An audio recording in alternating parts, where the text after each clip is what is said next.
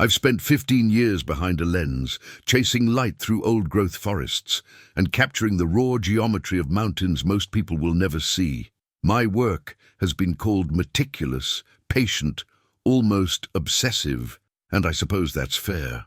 I've always believed that if you watch long enough, stay quiet enough, the wilderness reveals its secrets. In layers. But there's one secret I've carried like a stone in my chest, one I dismissed for so long, it became a kind of shame. My grandfather used to talk about them when I was young, during those long summers at his cabin tucked deep in the Cascade Range. He called them the tall ones, describing figures that moved between the trees like shadows given form, watching from distances that made your skin prickle. We all thought it was the dementia talking, the slow unraveling of a mind that had seen too many seasons alone. I nodded politely, exchanged worried glances with my mother, and filed his stories away as the sad folklore of a fading man. I never asked him more. I never believed. And now, standing at the trailhead with his ashes in my pack and his words echoing in my memory, I realize how much I need to. The forest here feels different than I remembered. Or perhaps I'm different now, stripped of the certainty that used to armor me against doubt. The trail winds upward through cathedral groves of Douglas fir and western red cedar, their trunks thick as trucks, their canopy filtering the light into something green and holy. I'm heading to the overlook he loved, a granite shelf that hangs above a valley so deep and wild it looks like the bones of the earth exposed. He made me promise, years ago before his mind went soft, that I'd bring him back here when he was gone. I agreed because promises to the dying are easy to make, and I assumed I'd feel noble keeping it. But nobility isn't what I feel now. I feel late. I feel like a man returning to a conversation he walked out of, hoping the silence can be mended. The pack is heavy, not from the weight of the urn, but from everything I didn't say, didn't ask, didn't honor. 3 days into the backcountry, no signal, no safety net, just me and the memory of an old man I loved but never fully believed. It started with the trees. On the first afternoon, cutting through a section of trail I'd photographed a dozen times before, I noticed markings I'd never seen, symbols carved deep into the bark, weathered, but deliberate, repeating in patterns that felt too intentional to be random. They weren't the usual initials or trail tags. These were older, geometric, and strange, like a language I almost recognized, but couldn't read. I stopped, ran my fingers over the grooves, felt the cold shock of familiarity I couldn't place. Then, further up near a creek, crossing, I found the prints. Massive impressions in the soft mud beside the water, elongated and deep, the stride too wide for a bear, too human in shape to be anything I'd catalogued in years of wilderness work. I crouched there longer than I should have, the forest growing darker around me, my pulse loud in my ears. I told myself it was a hoax, a prank, erosion playing tricks, but my hands were shaking when I set up camp that night, and I kept my headlamp on longer than I needed to, scanning the tree line like a child afraid of the dark. I didn't expect to sleep, but exhaustion is a kind of surrender, and somewhere past midnight I must have drifted off because I don't remember the moment. I closed my eyes. What I do remember is waking to the cold blue light of dawn and the feeling that something had changed, that the air itself had been rearranged while I slept. My trail camera was still running, red light blinking steady near the edge of camp. I almost didn't check it. Part of me didn't want to know, but I've built a career on looking closer, on not turning away, so I pulled the SD card with numb fingers and loaded the footage on my laptop, coffee going cold beside me. And there, at 2:47 in the morning, standing just beyond the firelight's reach, was something I still don't have words for. Tall, so impossibly tall. Luminous in the infrared glow, humanoid but wrong in ways that made my stomach drop. It stood motionless, facing my tent, and its eyes, God, its eyes, reflected the camera's light like an animal's, but with an intelligence that froze me solid. I watched that clip 16 times before I could breathe right again. I sat there in my tent as the morning light bled through the nylon, the laptop, screen still glowing with that frozen frame, and something inside me began to crack open. This wasn't the casual curiosity of a photographer stumbling onto something unusual. This was recognition, the kind that lives in your blood before it reaches your brain. I thought about my grandfather's voice, the way it would drop to a whisper when he spoke.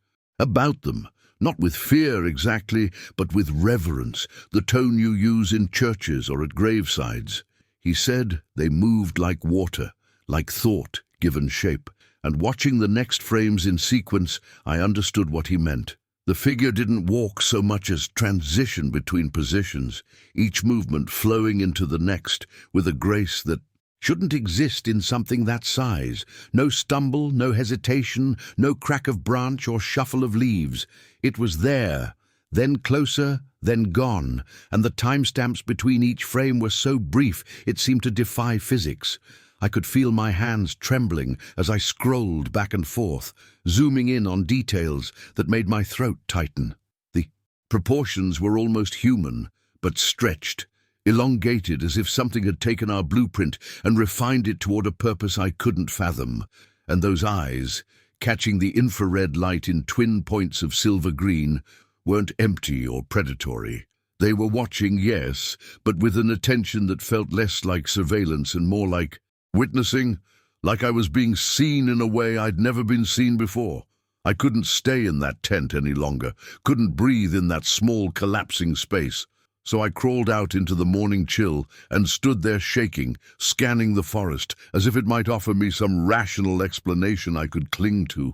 But the woods were silent in that particular way that means something large has recently passed through, when even the birds hold their breath. I walked the perimeter of my camp slowly, looking for tracks, for disturbances, for any physical evidence that what I'd seen on camera had actually been there, and I found it.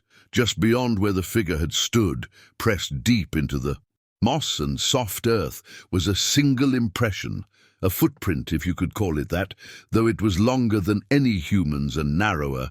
The toes splayed in a way that suggested both power and balance. I knelt beside it, my own hand hovering above the shape, afraid to touch it, afraid that contact might make it disappear, or worse, make it undeniably real. The edges were clean, deliberate, and around it the ground seemed almost arranged, small stones placed in a pattern I couldn't decode. My grandfather's words came back to me then, something he'd said the last time I visited him before the nursing home, when his eyes were still clear. He told me they left signs for those who needed to see them, markers in a language older than words, and that the forest itself conspired to hide or reveal them depending on who was looking. I stumbled back to my pack, hands still unsteady, and that's when I saw it. A leather bundle I didn't remember packing, wedged between my sleeping bag and the urn of ashes. I pulled it free, recognizing the worn cover immediately, even though I hadn't seen it in over a decade. My grandfather's field journal, the one he carried on every hike, filled with sketches of birds and plants and geological formations. Except when I opened it, my breath caught. The later pages, the ones I'd never thought to read before, were covered in drawings of the figure I'd just seen on camera. Dozens of sketches from different angles, rendered in his careful hand, each one annotated with dates and times and locations, all within this mountain range. And there were the symbols too, the same ones carved into the trees, reproduced over and over, with notes in the margins about patterns, about thresholds, about watching and being watched. His handwriting grew shakier toward the end, the letters larger and more urgent, until I reached the final entry written in strokes so trembling they barely held together. "They only appear to those who carry unfinished grief," it read. And below that, in underlined ink, "If you see them, don't run. They're not here to harm. They're here to help us remember what we've forgotten."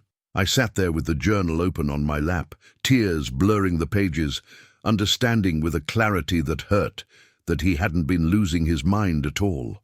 He'd been trying to tell me something true, something vital, and I'd been too wrapped in my own certainty to listen. the decision made. Itself somewhere in the space between fear and need, between the urge to flee and the deeper pull to stay, to see this through to whatever end it demanded. I spent the rest of that day setting up cameras in a wider circle around the camp, adjusting angles and checking batteries with the mechanical focus that steadies panic. Then, as the sun dropped behind the ridge and the forest turned blue with dusk, I hiked the final mile to the overlook, the urn heavy in my hands. The granite shelf jutted out over the valley just as I remembered, the view so vast it made you feel both insignificant and strangely held, like the landscape itself was a kind of embrace. I opened the urn there, the wind catching the ashes and carrying them out over the trees, grey dust dissolving into air and light. And I spoke to him finally, the words I should have said years ago. The apology for not believing, for dismissing his truth as confusion, for being so afraid of mystery that I'd chosen doubt over trust. I told him I understood now, or at least I was beginning to, and that I was here, still here, ready to see what he'd seen. The forest seemed to exhale around me, the light fading to ember and shadow, and I knew as I walked back toward camp that tonight would bring the reckoning I'd been moving toward since the moment I stepped onto this trail. I returned to camp as the last light bled from the sky, the forest closing around me in shades of indigo and ash, every sound amplified in the gathering dark. I built no fire that night, some instinct telling me that light would be an intrusion, a barrier between me and whatever was coming. Instead, I sat outside my tent in the blue glow of twilight, watching the tree line, waiting with a patience I didn't know I possessed. The cameras blinked their tiny red eyes in the periphery, silent witnesses to whatever would unfold, and I felt oddly calm despite the hammer of my pulse, as if I'd stepped into a current that had been pulling at me my whole life and finally stopped resisting. The temperature dropped fast once the sun disappeared, my breath misting in the air, but I barely felt the cold. I was too focused on the quality of the silence, the way it seemed to deepen and expand, becoming a presence unto itself. An owl called once from somewhere distant, then nothing, just the whisper of wind through needles and the creak of branches settling. I thought about my grandfather sitting in this same darkness decades ago, young and frightened and awed, holding his disbelief in one hand and his wonder in the other, trying to reconcile what his eyes told him with what the world said was possible. It was after midnight when I finally retreated into the tent, exhaustion pulling at my limbs despite the adrenaline still singing through my veins. I didn't undress, just crawled into my sleeping bag fully clothed, the journal tucked against my chest like a talisman, and lay there staring at the tent ceiling while my eyes adjusted to the deeper darkness. Sleep felt impossible, my mind too wired, replaying every frame of that footage, every word of my grandfather's warnings, every moment that had led me here. But somehow I drifted, slipping into that shallow borderland between waking and dreaming, where thoughts become images and time loses its grip. I don't know how long I was under, maybe minutes, maybe an hour, when something pulled me back to consciousness, not a sound exactly, but a change. In pressure, the feeling of being observed so powerfully, it pierced through sleep like a hand on my shoulder. My eyes opened to darkness and the rasp of my own breathing, every muscle in my body locked rigid, and then I heard it, a low, resonant hum that seemed to come from the earth itself, vibrating through the ground and into my bones. It was almost musical, almost familiar, a melody, without words that stirred something ancient in my chest. And I realized with a jolt of recognition that it sounded like the lullaby my grandfather used to sing when I was small, the one in a language he said his own grandmother had taught him. I didn't move, couldn't move, frozen in that primal space, between terror and awe as the hum continued, rising and falling in waves that felt less like sound and more like emotion given voice. Then I saw the silhouette through the tent fabric, backlit by starlight, a shape too tall and too still to be anything I could name. It was crouched just beyond the nylon wall, maybe 6 feet away, close enough that I could hear the soft displacement of air as it shifted its weight. The proportions were exactly as they'd appeared on camera, elongated and graceful, the head tilted slightly as if listening or perhaps offering its own form of attention. I could make out the curve of its spine, the long articulation of limbs, the way it held itself with a stillness that no human could maintain, a patience that spoke of centuries rather than minutes. My heart was a drum against my ribs, but underneath the fear was something else, something I hadn't expected, a sense of being met, of being seen not as prey or threat, but as something worthy of this visitation. The humming shifted, became softer, more intimate, and I felt tears streaming down my face, though I couldn't say why, couldn't articulate the grief and relief tangled together in my throat. Time stretched and folded in on itself, minutes feeling like hours, and I understood with sudden clarity that this moment had always been waiting for me, that every step of my life had been moving toward this encounter. The figure remained motionless, a dark sentinel against the star-pricked canvas of night, and I knew with absolute certainty that if I wanted to see it truly, if I wanted to cross that threshold my grandfather had crossed before me, I would have to choose it consciously. I would have to open the tent and step out of the safe confines of what I thought I knew into the vast unknown that hummed and breathed just beyond the fragile barrier of fabric and fear. My hand found the zipper pull, fingers trembling against the cold metal, and I held there for a long moment. The decision balanced on the edge of everything. Then the humming rose once more, that achingly familiar melody, and I pulled the zipper down in one smooth motion, the sound impossibly loud in the charged silence, and pushed aside the flap to face whatever truth awaited me in the breathing dark. The night air hit my face like cold water, sharp and clarifying, and for a moment I could see nothing but stars scattered across the vault of sky, so many, and so bright they seemed close enough to touch. Then my eyes adjusted, and the figure resolved itself from shadow into something more substantial, something that existed in the space between myth and flesh. It was crouched on the opposite side of the clearing, perhaps 10 feet away, and in the starlight I could see the texture of its form. Not fur, exactly, but something that caught the light like frost on bark, luminous and organic.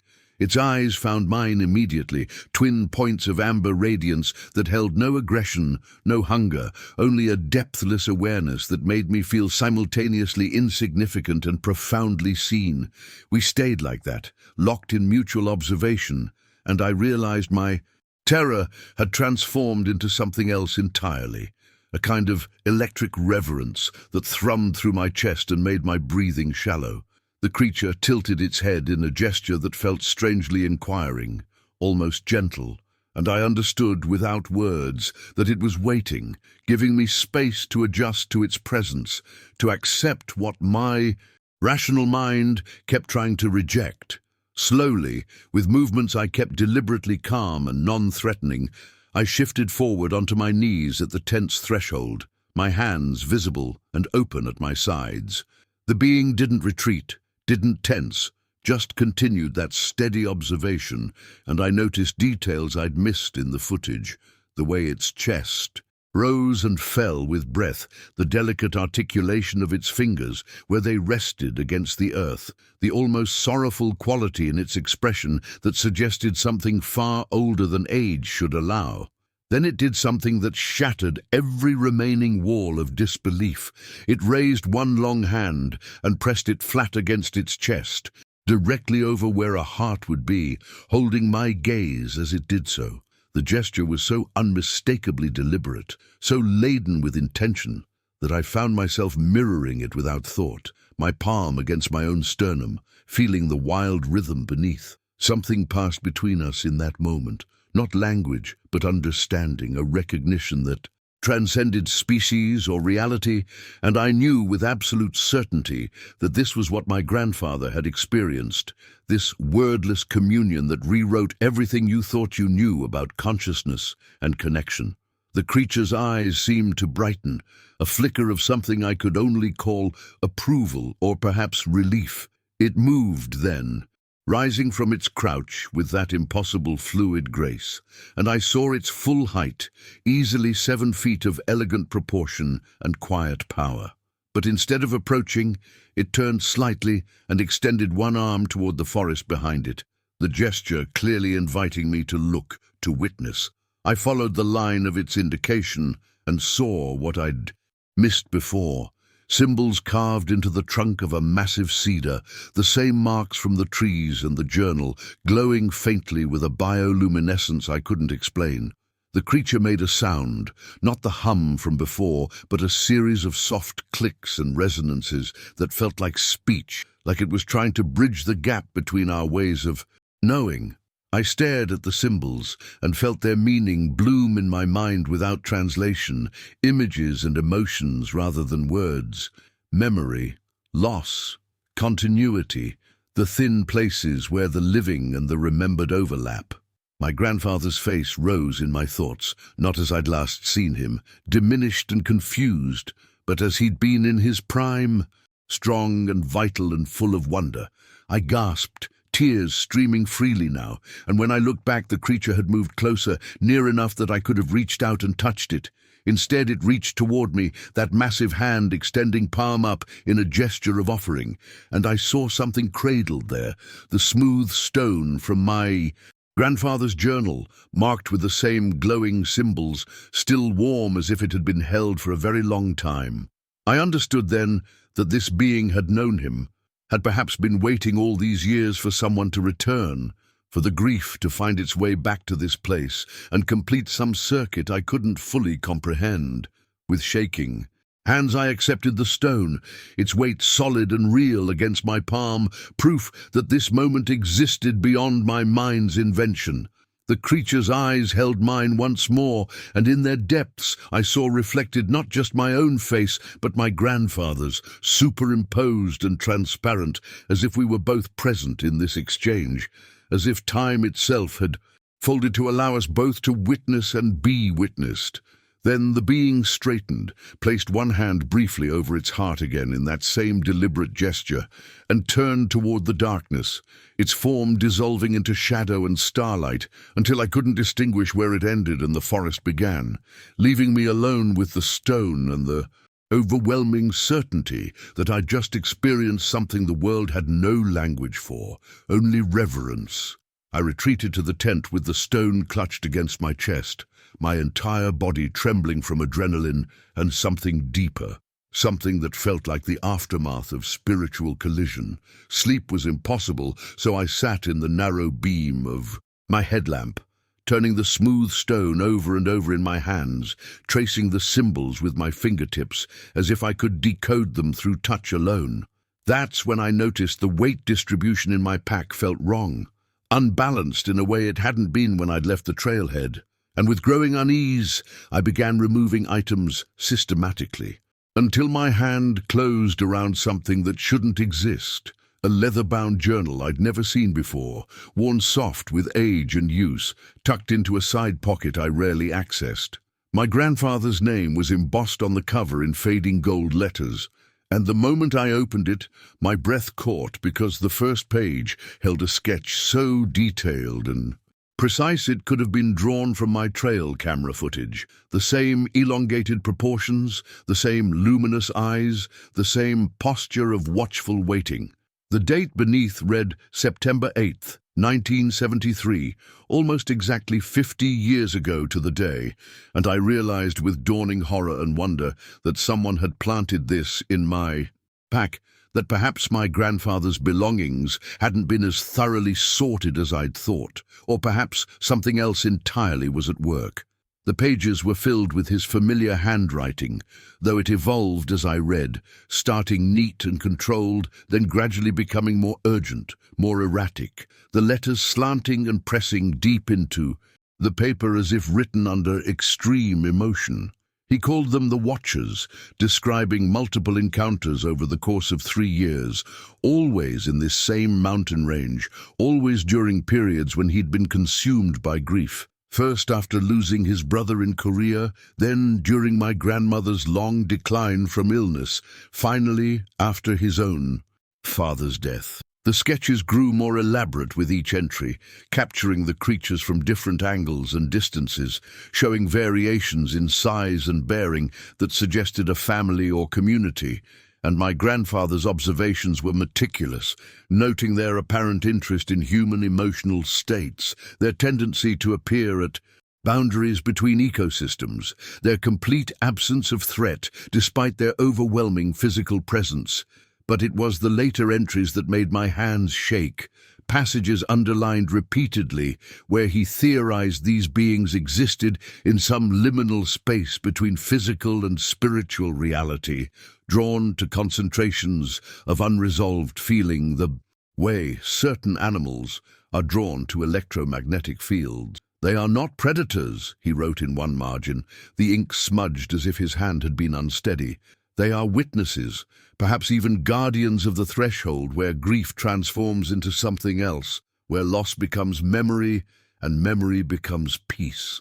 The final entries were the most disturbing, written in the last year of his life when the dementia had already begun its cruel work. But these pages were lucid, almost prophetic in their clarity.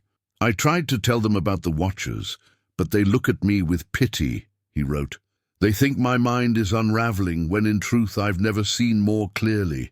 These beings exist because we need them to, because some sorrows are too vast to be carried alone in silence." He described feeling watched even in the city, even in the sterile confines of the care facility, as if the Watchers maintained some connection with those who'd encountered them, a thread that distance couldn't sever. Then, 3 pages from the end, a passage that made my vision blur with tears. "If anyone finds this after I'm gone, know that I'm leaving instructions for my ashes to be scattered at Cascade Overlook, not for the view, but because that's where I first saw them, where they showed me that consciousness extends beyond the meat of our bodies, and I want to return to that threshold, to cross it properly this time." The warning came on the very last page, written in handwriting so shaky it was barely legible, each word etched with desperate intensity. "They only appear to those who carry unfinished grief, and they will not leave until that grief is witnessed completely, without flinching, without the comfortable lies we tell ourselves about closure and moving on. They demand the truth of our pain, and in return they offer something I still don't have words for, something like absolution." I sat in the tense, dim light with the journal open across my lap and the stone still warm in my palm, understanding finally why I'd really come to these mountains, what I'd been avoiding since my grandfather's death 2 years ago. Not just the guilt of dismissing his stories as delusion, but the deeper shame of having distanced myself in his final months. Unable to bear, I couldn't stay in the tent any longer with these revelations burning through me, so I made a decision that felt simultaneously like surrender and defiance. I would complete what I'd come here to do, but I would do it properly this time, with intention rather than obligation, with belief rather than skepticism. Dawn was still hours away, but I packed my essential gear by headlamp, loaded 3 trail cameras with fresh batteries and memory cards, and began the final ascent to Cascade Overlook. Through darkness so complete it felt like moving through liquid obsidian. The journal went into my chest pocket, where I could feel its weight against my heart, and the stone stayed clutched in my left hand, its smooth surface somehow generating warmth that spread up my arm and into my core, as if it carried residual energy from the being that had left it. With each switchback, the symbols carved into trees became more frequent and more elaborate, forming what I now recognized as a pathway, a deliberate trail marked not for hikers, but for those who carried the specific burden that made them visible to the Watchers. My grandfather had walked this same route dozens of times, I realized, had probably touched these same marked trees, had climbed through this same cathedral of Douglas fir and hemlock while processing sorrows I'd never fully understood, because I'd been too young, too distracted, too convinced that emotional pain was something to be managed privately and efficiently rather than witnessed and transformed. The overlook revealed itself gradually as false dawn painted the eastern sky in shades of charcoal and pearl, a granite promontory jutting out over a valley so vast and primal it seemed untouched by human presence. Though I knew logging roads and dispersed campsites existed in the lower elevations, invisible from this vantage point, I positioned the cameras in a perimeter around the overlook's edge, angling them toward the center where I intended to perform the scattering ceremony.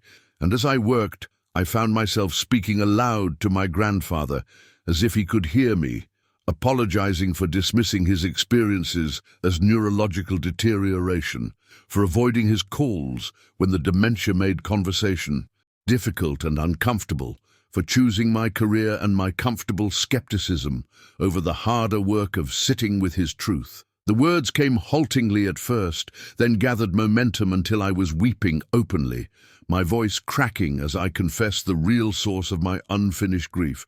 Not just his death, but the fact that I'd failed him when he was alive, had chosen intellectual distance over emotional presence, had let him die, believing I thought he was crazy, when in reality I'd simply been too frightened to consider that his perception might be more expansive than mine. I scattered his ashes as the sun broke over the distant peaks, letting the fine grey powder drift on the wind while whispering the words I should have said years ago. I believe you, Grandpa. I believe you now, and I'm sorry it took me this long to understand that some truths can't be measured or documented, that consciousness is wider and stranger than our small, rational minds can contain. Something shifted in the atmosphere as the last of the ashes dispersed, a change in pressure or temperature that raised the hair on my arms and the back of my neck, and I knew without turning that I was no longer alone on the overlook. The presence behind me was massive and undeniable, radiating that same quality of patient watchfulness I'd felt at the camp, and this time, instead of fear, I felt a strange calm. A sense that this moment had been orchestrated across decades, that my grandfather's encounters and my skepticism and this final pilgrimage were all threads in a pattern too large for me to perceive in its entirety. I forced myself to turn slowly, expecting to see the creature from my trail camera footage, but what stood at the overlook's entrance was not one figure but three. The tall, luminous being flanked by two others, slightly smaller but equally imposing, their eyes reflecting the dawn light in shades of gold and amber that seemed to contain depths no physical eye should possess. They stood motionless in a way that suggested they'd been there for hours, or perhaps always, guardians of this threshold space where the living came to release the dead. And I understood, with sudden crystalline clarity, that they weren't just witnesses to grief, but midwives of transformation, helping consciousness navigate the impossible transition from embodied connection to memory, from physical presence to something that existed beyond, the prison of linear time. The central figure, the one I'd seen before, moved forward with that unnaturally fluid motion, and from somewhere in its chest or throat came that low, resonant hum I'd heard through the tent fabric, a sound that bypassed my ears entirely and vibrated directly in my bones, in the cavity of my chest, where my heart labored, with emotion too complex for language. The hum shifted in pitch, and I realized it was the melody of a lullaby my grandfather used to sing when I was very small, a wordless tune I hadn't consciously remembered, but recognized instantly at some cellular level. And with that recognition came a cascade of memories so vivid they felt like direct experience rather than recollection, My grandfather, as a young man standing in this exact spot, face wet with tears for his brother who'd never come home from war, then older, grey, beginning to thread his temples, returning to process his father's death, then finally near the end, struggling with his own mortality and the creeping darkness that would eventually consume his mind. But in each memory, the Watchers were present, standing at the periphery just as they did now, bearing witness without judgment or interference, their luminous eyes holding space for sorrows too vast to be contained by a single human consciousness. And I understood that my grief for my grandfather was being woven into a larger tapestry of loss and love that stretched backward and forward through generations, that in some way I couldn't articulate. I was participating in the same ceremony he had, releasing not just his ashes, but the unfinished emotional business that had bound us both. The central figure extended one massive hand toward me, palm upward, in a gesture that seemed to transcend species and culture. A universal invitation that required a response, though I had no framework for understanding what that response should be. My rational mind screamed warnings about wild animals and unknown threats, but something deeper and older in my consciousness recognized this as a threshold moment, the kind of decision point that would define not just the remainder of this encounter, but the entire trajectory of how I would carry my grandfather's memory forward into whatever years remained to me. I stepped closer, close enough that I could see the texture of its skin, not fur or hide, but something that seemed to shift between states sometimes, appearing solid and corporeal, other times translucent as if woven from concentrated moonlight and morning mist. The other two figures remained at the Overlook's entrance, motionless sentinels, but their eyes tracked my movement with an intensity that suggested this ritual had specific protocols, that my grandfather had perhaps stood in this exact position decades ago, had made this same choice to move toward mystery rather than retreat into the safety of rational explanation. As I raised my own hand, trembling despite my resolve, the creature's hum deepened, and I felt rather than heard a question forming in the space between us, not in words, but in pure intention. Will you carry forward what he could not finish? Will you become a bridge between the seen and unseen? Will you honor the truth that consciousness extends beyond the boundaries your culture has drawn around it? My hand made contact with its palm, and the physical world collapsed into insignificance as I was flooded with direct transmission of experience that bypassed language entirely, downloading decades of my grandfather's encounters in compressed bursts of sensory and emotional data. I saw him as a young soldier returning from Korea with trauma that had no name yet, climbing to this overlook in the middle of winter and contemplating whether to step off the edge, how the Watchers had appeared then, for the first time, their presence alone enough to anchor him back to his body, to his unfinished obligations to the living. I felt his middle years when his marriage crumbled and his drinking became serious, how he would drive up here in secret and sit for hours while they maintained vigil at the tree line, never approaching but never abandoning him, their patient witnessing somehow more therapeutic than any counseling he was too proud to seek. I experienced his final visits when dementia was already eroding his short-term memory, but these moments remained crystalline and accessible, how he tried to explain the Watchers to his daughter, to me, to anyone who would listen, how the medical establishment had dismissed his testimony as confabulation and hallucination, how that dismissal had isolated him even further until he stopped speaking of it altogether, carrying the truth alone into his final diminishment. And woven through all these memories was a thread of profound loneliness, the specific anguish of experiencing something real and transformative, but being unable to share it with anyone who would believe, of being rendered invisible twice over, once by the culture's refusal to acknowledge non-ordinary consciousness, and again by the degenerative disease that made even his ordinary memories suspect. The transmission shifted, and suddenly I was experiencing not my Grandfather's perspective, but the watcher's own consciousness, and the shock of it nearly broke the connection, as I struggled to accommodate a mode of awareness so fundamentally different from human cognition. They existed in non-linear time, perceiving past and future simultaneously, which meant they had watched my grandfather's entire life arc. From this overlook, had seen his birth and death and every moment between as a single continuous phenomenon, the way I might observe a river from a bridge and see its whole course at once, rather than experiencing it drop by drop.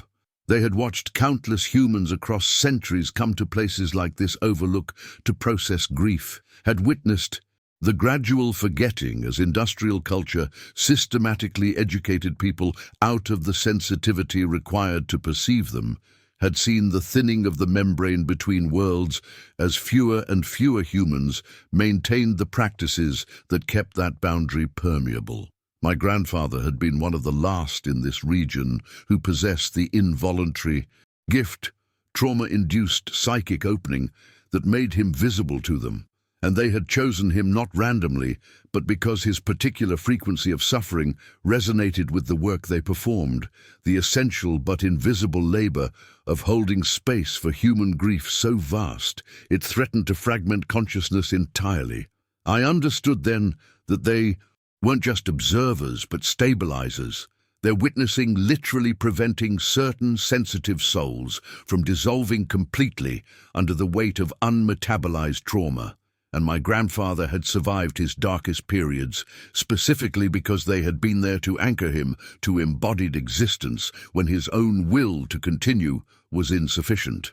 The contact broke, and I staggered backward, gasping as my ordinary consciousness reasserted itself, the boundaries of my individual self suddenly feeling claustrophobic and inadequate after experiencing that vast interconnected awareness. The central figure remained motionless, but something in its posture conveyed patient expectation, and I realized it was waiting for my answer to the question it had posed, waiting to see if I would accept the inheritance my grandfather had tried and failed to pass on through conventional means. The risk crystallized with terrible clarity. To say yes would mean living the rest of my life with one foot in ordinary reality and one in this liminal space. Would mean bearing witness to dimensions of experience that my peer group and professional community would dismiss as delusion or worse.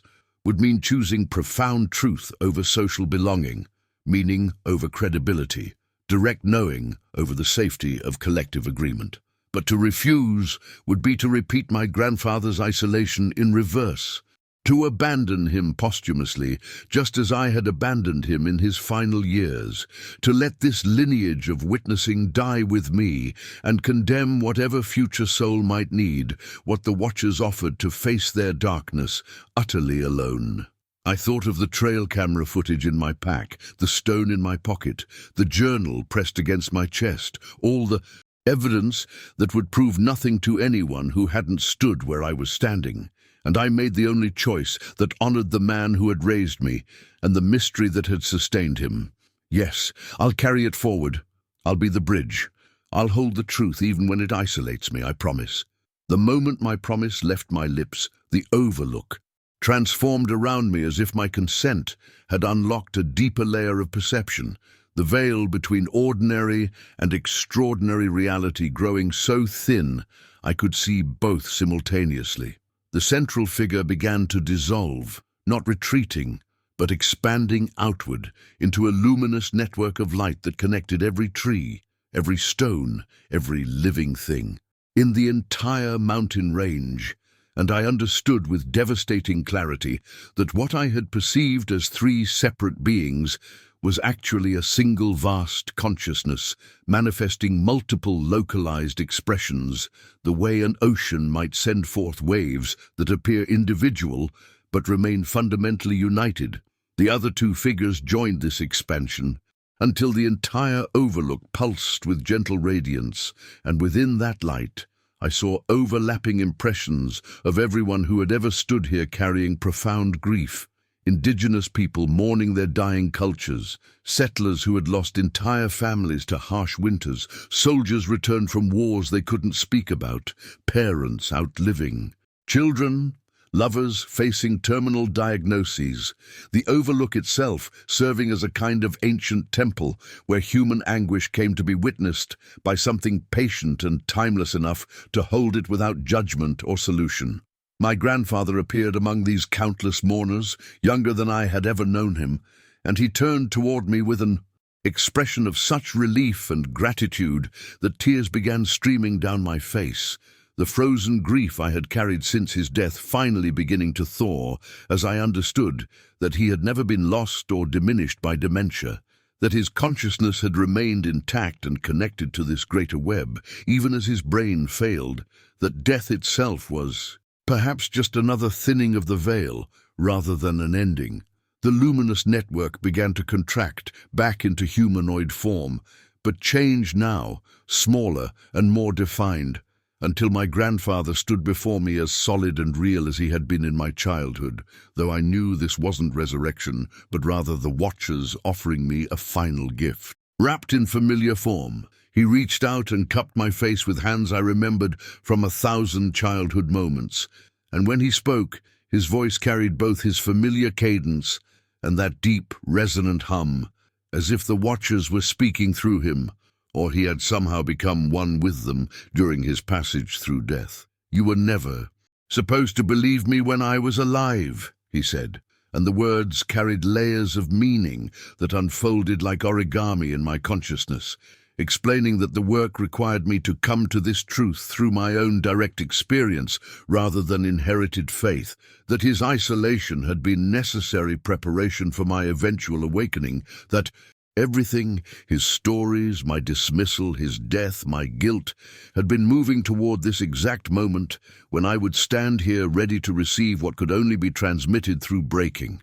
"The grief you carry isn't punishment," he continued, his thumbs wiping away my tears with infinite gentleness. "It's the price of admission, the wound that opens you to frequencies of reality that contentment keeps sealed, and you'll meet others marked the same way. Recognize them by their particular quality of sensitive awareness, and you'll know how to witness them as I was witnessed, as you're being witnessed now." The enormity of this inheritance settled into my bones, the understanding that I had been recruited into an ancient invisible network of human consciousness keepers who maintained connection to dimensions of reality that rationalist culture had declared non-existent, that my cameras and credentials and professional identity were about to become elaborate camouflage for entirely different work.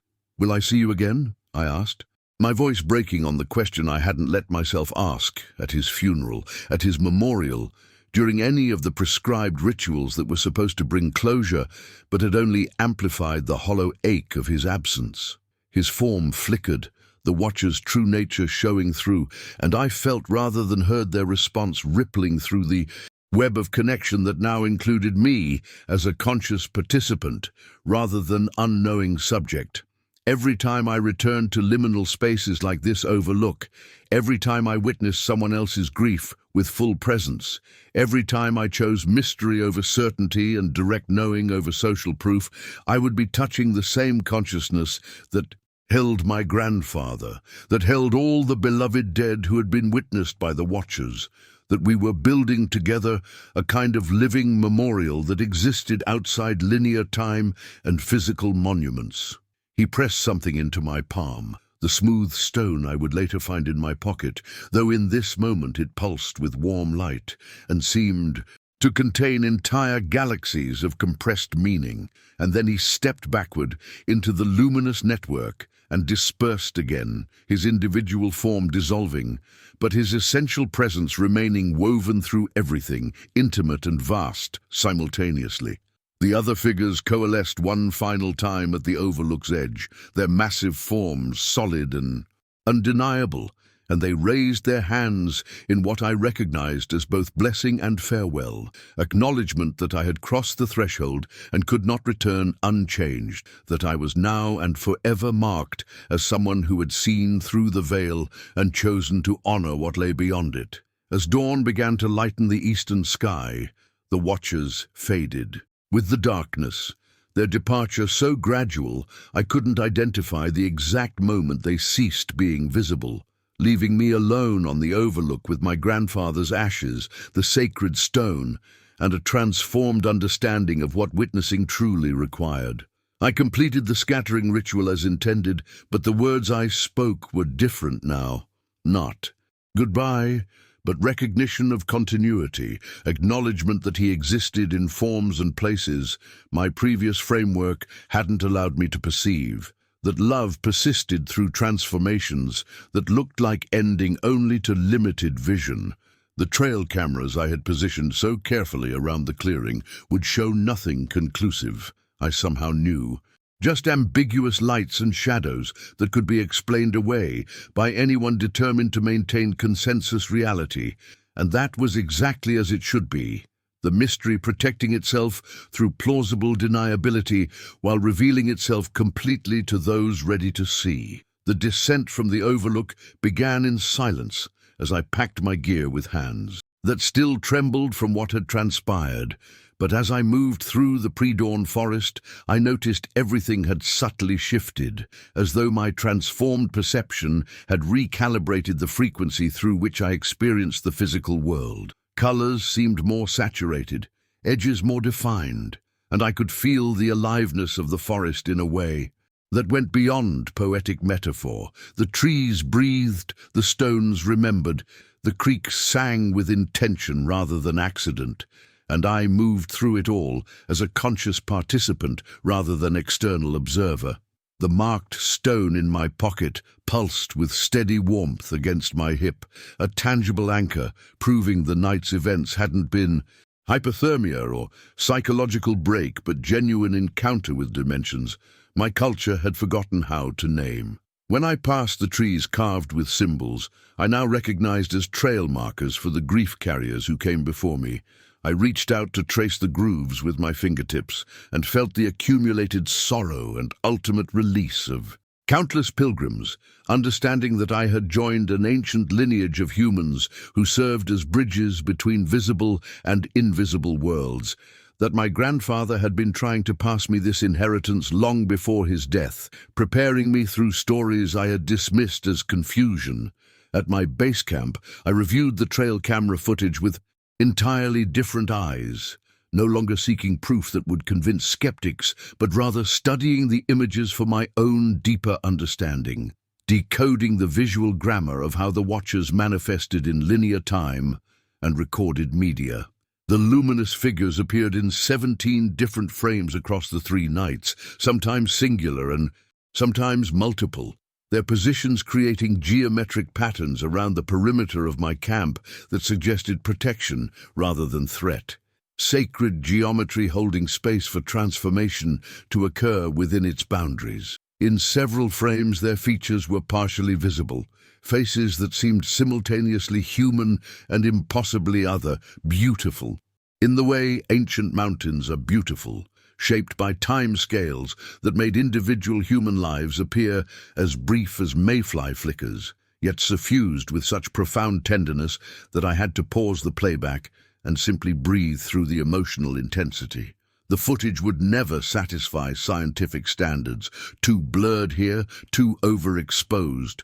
There, always just ambiguous enough to permit rational dismissal, yet it contained irrefutable truth for anyone who had developed eyes to see it, and I understood this ambiguity was itself protective, ensuring that only those called to the mystery would recognize its genuine nature, while others could comfortably explain it away.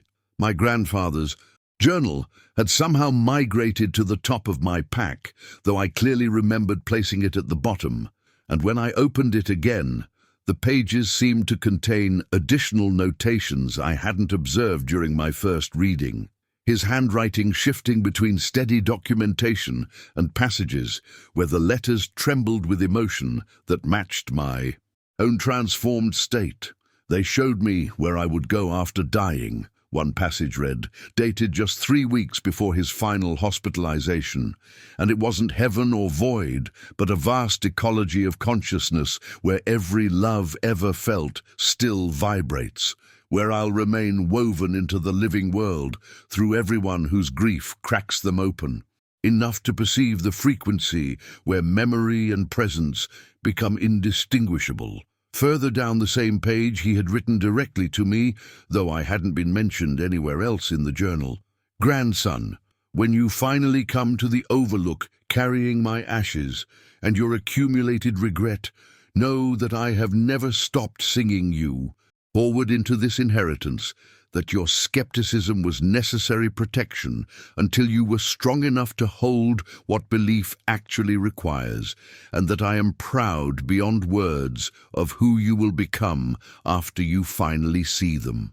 Reading those words at base camp with dawn light filtering through the canopy, I wept with a completeness I had never permitted myself before, the grief pouring through me without resistance, and in its wake came crystalline clarity about what my life would become, not abandoning photography, but transforming it into conscious documentation of liminal spaces where the veil grew thin, creating breadcrumb trails for others carrying similar wounds.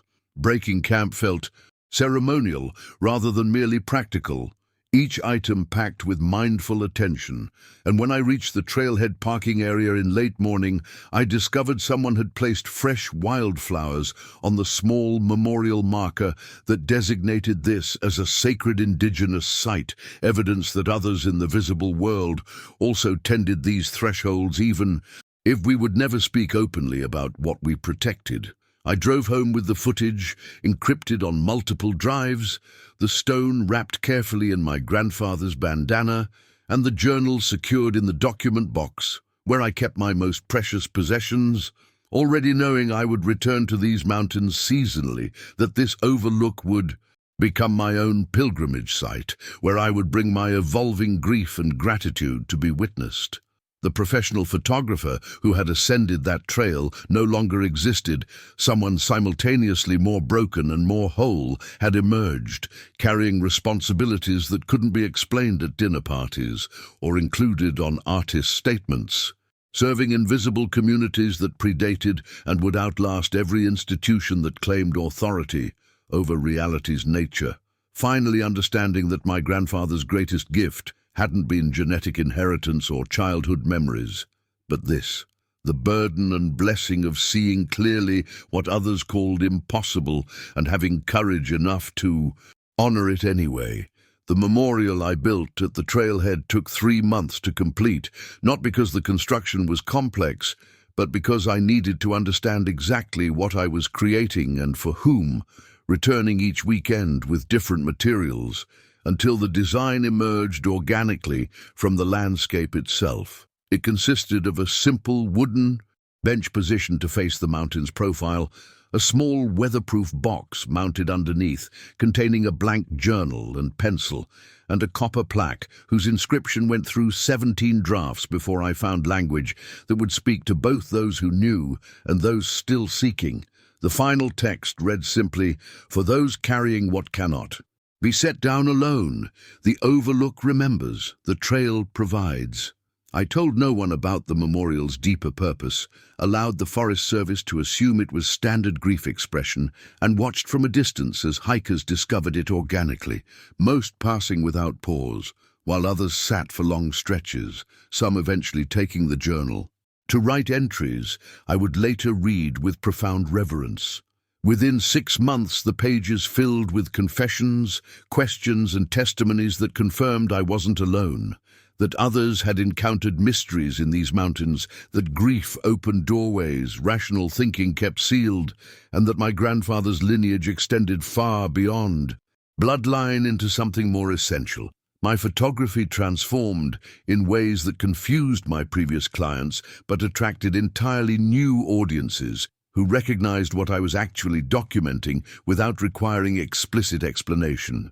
I stopped accepting commercial assignments and instead spent months at locations where the membrane between worlds grew permeable, capturing images that appeared unremarkable to casual viewers, while those attuned to liminal frequencies recognized the presences hovering just beyond normal perception.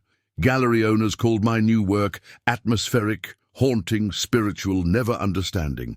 They were marketing genuine thresholds, selling portals disguised as landscape photography, and I let them maintain their comfortable interpretations while the images found their way to exactly who needed them. People began reaching out through my website with stories they had never told anyone, sending photographs of their own inexplicable encounters, asking if I understood what they had experienced, and I responded to each with careful attention, building quiet networks of witnesses who held space for each other's impossible truths. The footage from my encounter remained private, shown only to a carefully selected few during conversations that occurred after trust had been thoroughly established, serving not as proof but as permission for others to honor their own experiences without requiring external validation.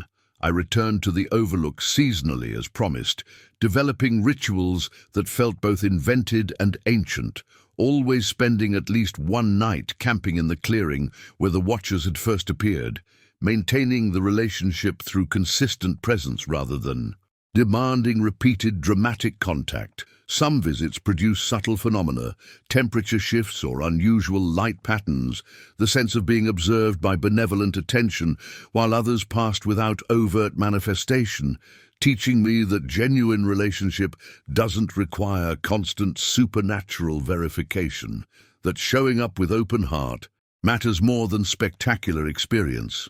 I brought others occasionally, fellow pilgrims from my growing network who needed their own direct encounter, serving as guide and witness, while being careful never to guarantee or control what might occur.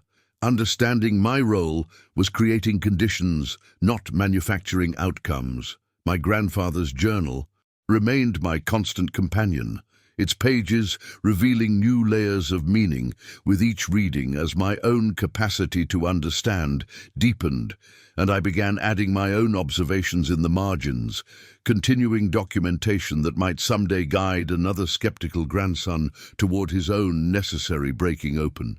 The stone the Watcher had gifted me stayed on my altar at home, its symbols still untranslatable, but their meaning increasingly clear through felt sense rather than intellectual analysis, broadcasting frequencies that kept me aligned with the responsibilities I had accepted. The life I now inhabit exists in permanent dual awareness, functioning competently in consensus reality while remaining constantly attuned to the deeper currents flowing beneath surface appearances, walking between worlds with increasing grace, though never without effort or occasional profound loneliness. I understand why my grandfather seemed distant during his final years, recognize now that he was straddling dimensions while those around him insisted. Only one was real, and I forgive myself for not having capacity then to meet him where he actually lived. Some mysteries aren't meant to be solved, but rather entered into, dissolved within, allowed to fundamentally restructure who we understand ourselves to be. And I have become living testimony that reality contains far more than materialism, permits that love and consciousness persist through veils our culture has forgotten how to part. The footage remains encrypted, the stone stays private, the journal will be passed to whoever eventually recognizes themselves in these words, and I continue making pilgrimages to mountains that remember what we have forgotten, carrying offerings of attention and gratitude to beings who require nothing but witness us with patience that measures time in geological ages, teaching those broken open enough to learn that belief isn't weakness, but the strongest foundation, that some truths live only in the space between heartbeats, and that our ancestors never truly leave us, but rather wait at thresholds we must each find courage to cross. What would you do if you encountered something that shattered everything you thought was real? Subscribe to hear more stories from the edges of the known world.